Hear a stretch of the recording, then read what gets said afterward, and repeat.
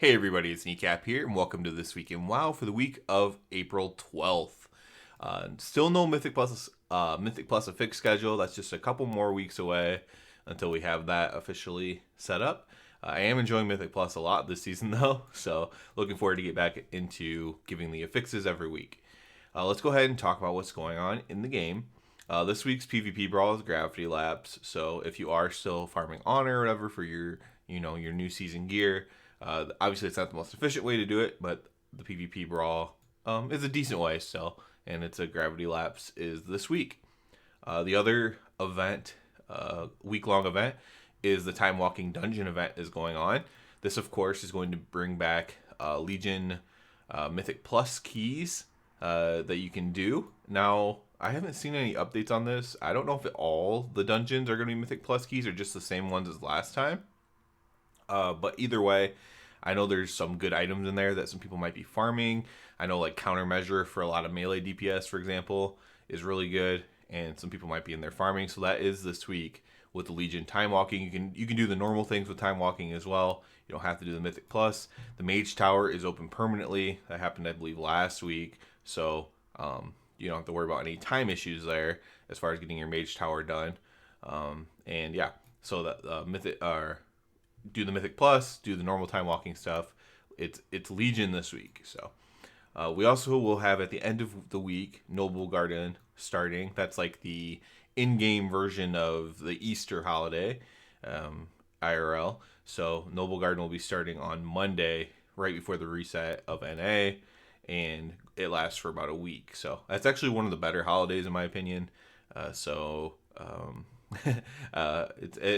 not a ton to do, but it's one that they could easily expand on, maybe make it last a little longer as well, because it actually is pretty cool. So, other than that, the big news for this week is the Creation Catalyst will be opening up this week finally. Now, it's come out too late. I think that's fair to say at this point. It probably should have came out at least probably 2 weeks ago, I would say. The Creation Catalyst should have came out. But for those of you who are still starved on tier pieces, Creation Catalyst comes out, and you can do that. I might make a video about this to kind of, because I think some people don't really understand how this works. So I may be making a video about this. It may even come out before this if I make it today. I record this a day earlier than the reset. So if it could come out today, come out later. Could come out later today, whatever. But the Creation Catalyst works in a way where you can put tier on any piece. And I think some people are missing this point. So, for example, I took some bracers out of my vault just because it was a huge item level upgrade, and I didn't have anything else good in the vault. So it was either bracers or just the little tokens. And, they don't have the best stats on them for me. They have, I think it's like crit verse, which isn't, all stats are decent for ret paladins. But I could I could turn them into a tier piece, and then the stats I believe on it would be I can't remember, they'd be like haste first or something like that. So it'd be like replacing a little bit of crit with some haste, and that would be slightly better for me. And then also I wouldn't have to wear my LFR headpiece that I have on right now, and I could just wear a normal headpiece, which would increase a lot of eye level and would have better stats than the helm as well. So increasing my stats on both pieces.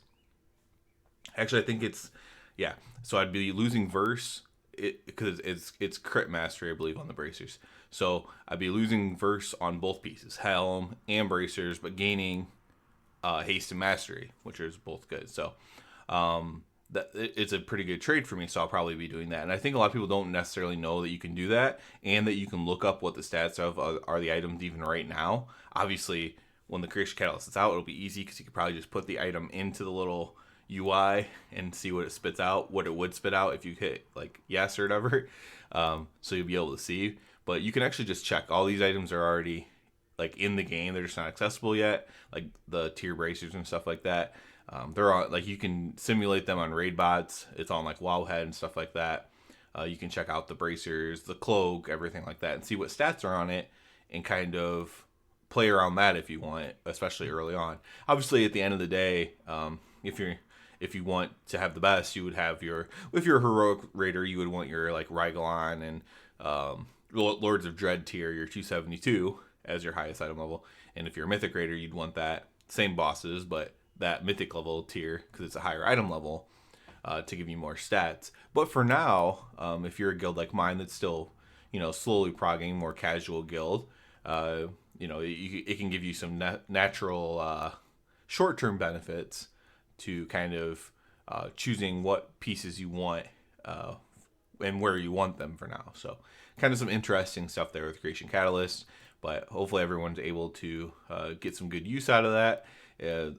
We'll see how they release the charges. It is only once a week that it ramps up as it goes on, but maybe I'll talk about that more if I do a Creation Catalyst video and talk about that. So that's kind of like the big news of the week. Other than that, there's not a ton going on this week, and there's not a ton going on in the game, but that's actually kind of fine. I'm actually having a lot of fun just playing the game, which is always nice when there's not like drama going on at Blizzard, and there's not terrible things to talk about or complain about, or how do we fix this. That's like a lot of the WoW videos is how do we fix this. But this patch is actually really, really good. I'm enjoying just playing it, and that's actually a good thing, even if it is a little bit like starving for content as far as like stuff to talk about.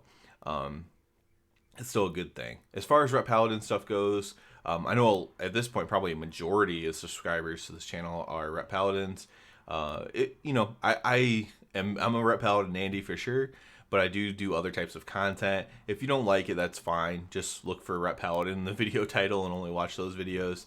That's completely fine. I do this week in WoW video every single week. And I will do other videos as well that don't have to do with Ret Paladins. But if you don't want to watch those, that's completely fine. No big deal. I just want everyone to know that that I do other videos as well, and like random guides and stuff like that too. So that is something that I do. And on that note, though, on the Ret Paladin note, a lot of people have asked for me to do raid specific guides. And I kind of want to do that, but I've been trying to figure out the format, the way that I want to do it, that stays true to kind of the way I do my Ret Paladin guide. I started doing the Ret Paladin guide because as I was learning Ret Paladin, I was actually playing Holy Paladin in Legion, and I had some decent Ret parses, and I got asked to join a guild. The guild was like much better than any guild I had been in before. Ranking wise, or like it was actually doing mythic stuff, and I hadn't done mythic yet, honestly. So I joined this guild, and I wanted to learn how to play Ret, so I was looking everything up. I read a bunch of written guides, and then I went to a video guide, and it was just terrible. And I was like, this is awful, and it had so many views and everything like that. And I'm like, how is this person? Everything, like every single thing in this video is wrong. And so I started making my own. And so my number one thing is to give correct information. If I say something wrong, it really bothers me. If I forget to say something, like the Truce Wake stuff for the Mythic Plus guide, that really bothers me. So I want to find a format that I can do these guides where everything I'm saying is true and is advice that you should take, and maybe learn the qualifiers I need to say. Well, this is what you need to do for max DPS. This is what you need to do to stay alive, right? And those sometimes conflict with each other. And so I am trying to think about that a little bit more. And so for this raid tier, if I do it, it will be a bit of a practice run. But I do hope to do it and come up with a way that makes sense for me to do it. So that's it for this one, guys. As always, I do ask you to please subscribe to the channel. It helps me out so much. And other than that, everybody, have a good one.